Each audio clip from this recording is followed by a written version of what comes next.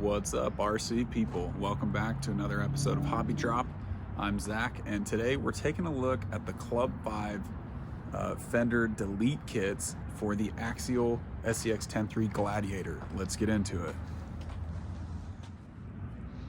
All right, so you can see here we've got the standard fenders on, but I wanted to get a little more competitive with this truck.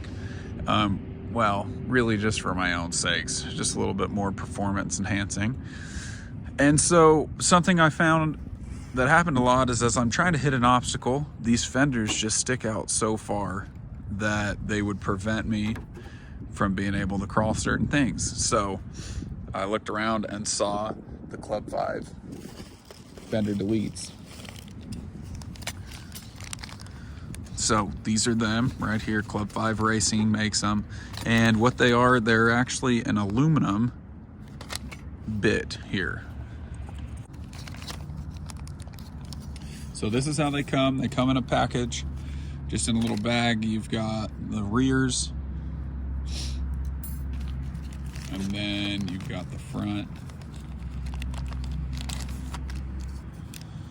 Got a sweet little Jeep logo on there. That's a nice touch.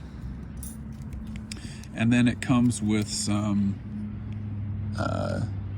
nut pieces here. I went ahead and have installed one side. I'll show you. Here they are. Super clean with the inner wheel wells being all, got the plastic covering in there. So it just looks super scale. And I think they look great. They're aluminum, so they're gonna be sturdy. But you can see that I took the screws that were in there and I actually threaded them back inside instead of, like, I think the pictures that you'll see and stuff, they've got the nut on the outside, but to me, that's gonna stick out, that's gonna get hung up and cause us problems. So I flipped them, put them the other way. So you can see here, the bolts that come with it are pretty long, so if that bugs you, you could switch to something a little shorter, because they definitely don't need to be that long. But let's look at how this stuff installs. Okay, so we're just gonna back out the existing stuff here.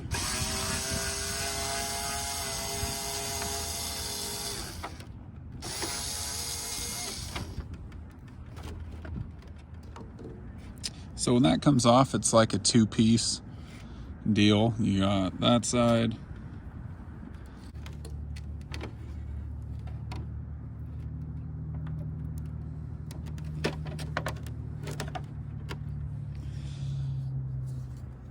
And there is your outer fender. So that's actually part of the reason also why I wanted to do this modification, is because it was starting to tear the body. I'm starting to rip that Lexan, and so I ended up gluing the fender down. But these won't get caught, so you shouldn't have that problem again.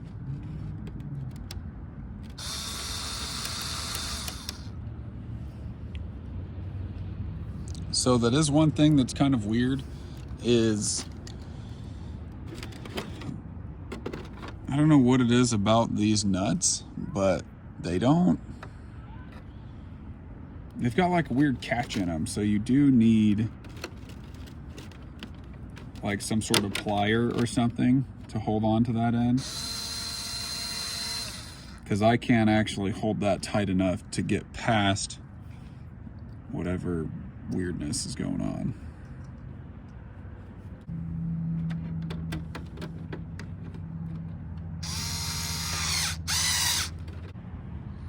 So right now, this end is just wobbling around on the side that I put the kit on.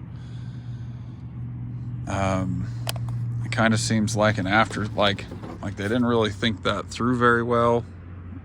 Maybe I'm missing something, but the holes don't quite line up right to be able to remount your grill the same way it was. So that's something that I'm gonna have to figure out if you want to keep in that stock grill.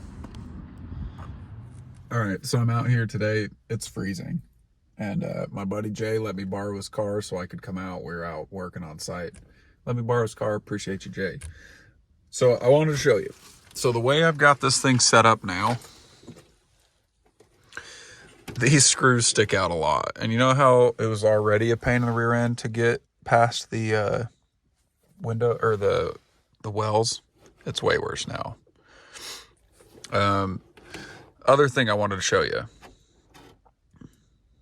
I just went ahead and drilled all the way through that little piece of plastic right there.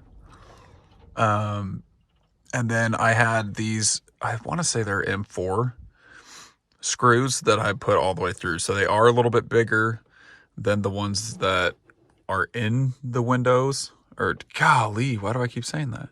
That are in the fender wells originally. So you could, I mean, you can see those ones are smaller than that one, but I just went ahead, drilled those through, and now the grill will stay in place. So that works out. So this is the obstacle that shut us down last time. So let's see if we can get it now. We got new Proline Hyrax tires with a Amazon beadlock wheel. We've got a SCX 10.2. Ooh, that was scary. Got a SCX 10.2 brass diff cover. And I think with those upgrades, this may be doable. So we had to back out of that there. We got into some danger zone. Trying to use this ridge on the driver's side, but not quite able. Oh, there we go, there we go. Heck yeah. That's a big climb right there. Let's keep it going.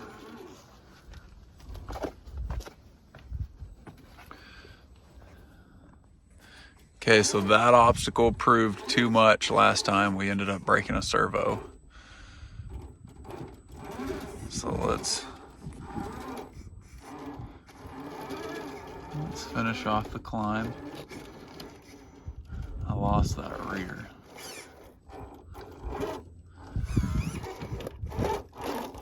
Can't see.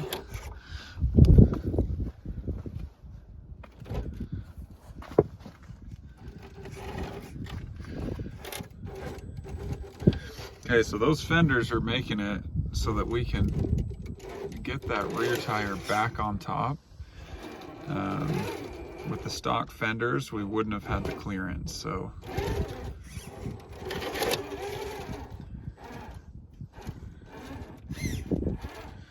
we're gonna cheat this way and back up, get that rear back up there.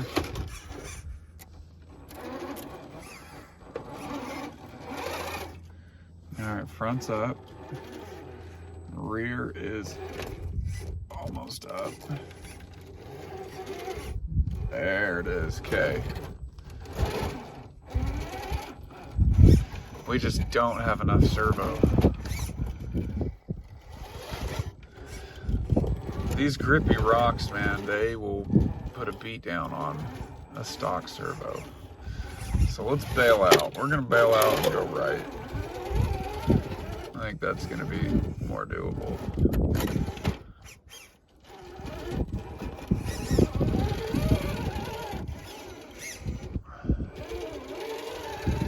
There we go. Fender Delete kit, would I buy it again? Yes. Is it worth the money? Yes. Is it kind of a pain in the rear end? Are you gonna have to make some adjustments to those bolts?